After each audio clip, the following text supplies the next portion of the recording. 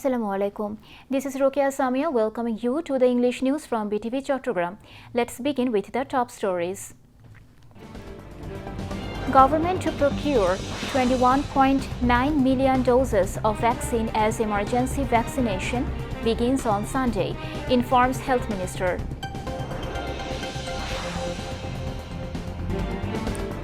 Record remittance of $3.75 billion received in March.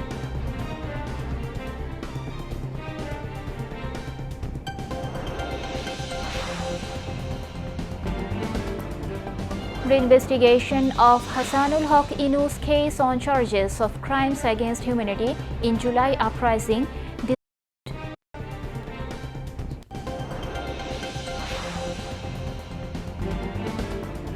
Fuel to be supplied on priority basis as no shortage of fuel in the country, says Energy Ministry spokesperson.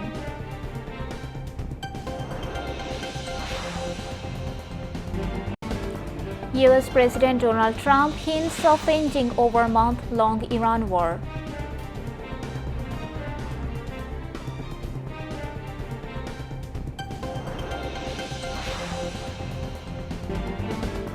And Bangladesh to take on India in final of SAF Under-20 Football Championship tomorrow.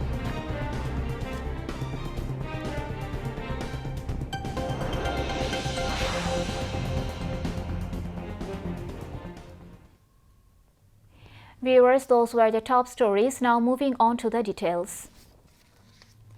Health Minister Shorda Mohammad Sakhawat Hossain has announced that an emergency vaccination campaign will begin nationwide from Sunday to combat the measles outbreak. He said children aged between 6 months and 10 years will be vaccinated against measles starting Sunday. Routine immunization under the extended program on immunization will also continue alongside the campaign.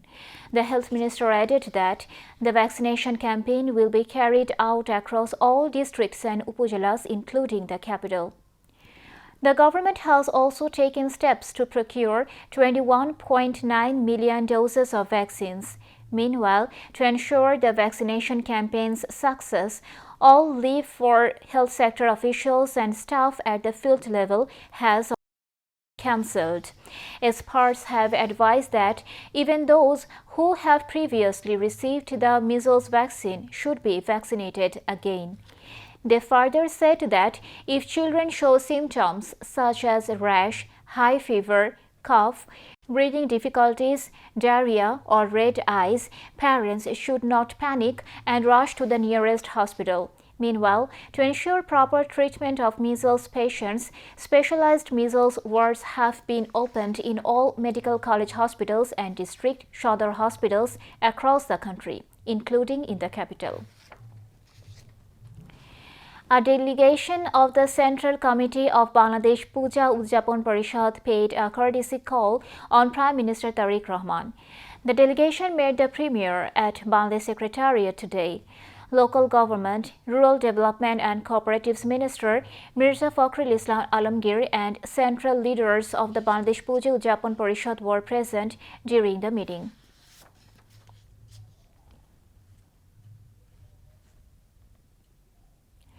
Since independence, Bangladesh has reached a new milestone by recording the highest ever remittance inflow in a single month.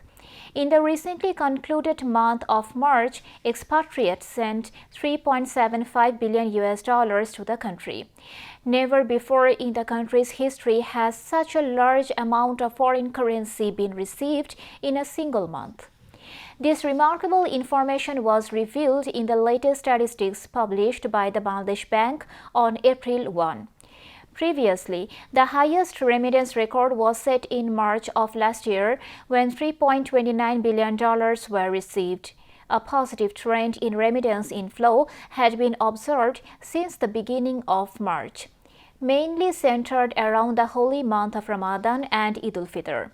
According to analysts, favorable working conditions in all rich Middle Eastern countries and relatively stable living costs have helped expatriates maintain their ability to send money. As well as with the decline in illegal hundi transactions, remittance through banking and other legal channels has increased significantly. Although receiving around $3 billion in remittance per month is now considered normal, experts believe that maintaining this trend in the long term may be quite challenging. International Crimes Tribunal (ICD-2) has rejected an application seeking a investigation into the case against Jashar President and former Minister Hassanul Haq Inu over allegations of crimes against humanity during the July mass uprising. A three-member judicial panel of the tribunal, led by its chairman, Justice Nazrul Islam Chaudhry, passed the order today. Earlier, on 10th March, Hassanul Haq Inu submitted a written explanation of around 64 pages through his lawyer as part of his defense testimony. The government has said that fuel will be supplied on a priority basis according to demand in agriculture, fertilizer production, and electricity generation.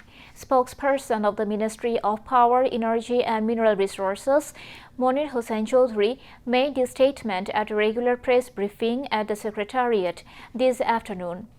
He mentioned that from March 3 to April 1, a total of 372,000 liters of fuel oil were recovered across the country through drives and said that there is no fuel crisis in the country. However, he also noted that panic buying of fuel has not yet stopped. Now, international news.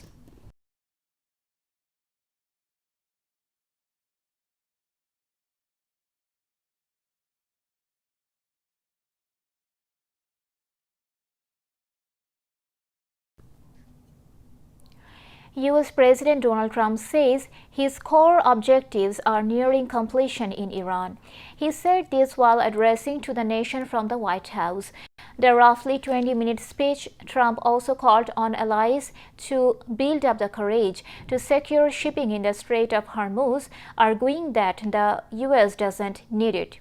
The U.S. president says Iran's navy is gone, its air force is in ruins, most of its leaders are dead, and its ability to launch missiles has been curtailed. Trump said the U.S. is winning bigger than ever. Trump's speech came hours after he claimed Iran had asked for a ceasefire, a claim Tehran denied.